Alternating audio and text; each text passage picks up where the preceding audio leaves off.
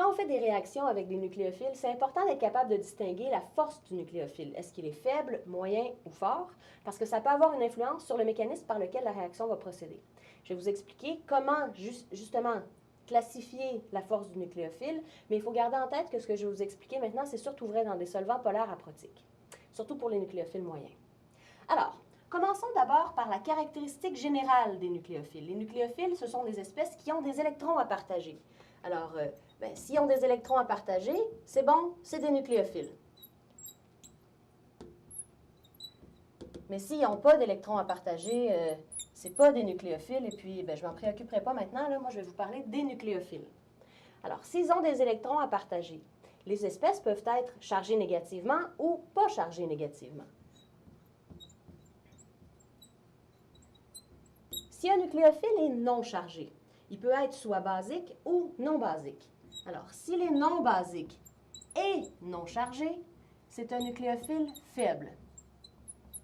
Par exemple, l'eau ou l'alcool. Les alcools en général sont des nucléophiles faibles. Ils ont des électrons à partager, ils ne sont pas chargés et ils sont non basiques. Maintenant, si on revenait ici, je vous avais dit, il pourrait être aussi basique. Si un nucléophile est non chargé et basique, c'est un nucléophile moyen. Par exemple, l'ammoniac ou les amines. Qui sont basiques, donc ça fait des nucléophiles moyens. Revenons un peu plus loin, je vous avais dit ici, il pourrait être chargé ou non chargé.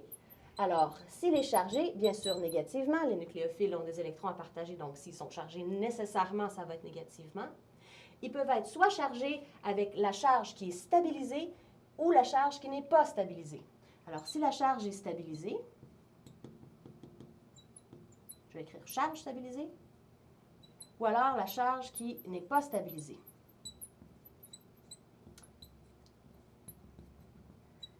Alors voilà, si la charge est stabilisée, elle peut être stabilisée parce qu'elle est sur un gros atome.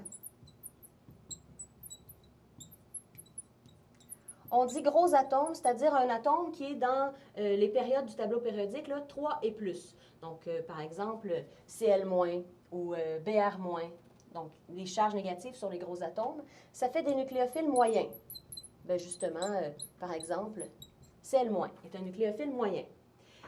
La charge pourrait aussi être sur un petit atome, mais stabilisée par résonance. Alors, on sait, hein, la résonance stabilise très bien les charges. Si la charge est stabilisée par la résonance, même si elle est sur un petit atome, ça fait un nucléophile moyen. Parce que stabilisé veut dire un peu moins fort. Quand c'est non stabilisé, ça va être plus fort. Par exemple, je vais vous écrire mon exemple ici. C'est les bases conjuguées des acides carboxyliques. Je vais vous mettre une structure en exemple. Alors, regardons ça ici. On a une charge négative sur un petit atome, un atome de la deuxième période, mais qui est stabilisé par résonance. Alors, ça en fait un nucléophile moyen, parce que la charge est stabilisée par résonance.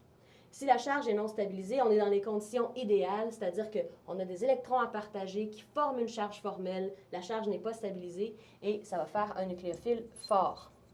Par exemple, bien sûr, les nucléophiles forts, on les connaît bien. Par exemple, OH- ou les alcoolates, par exemple, qui forment les nucléophiles forts.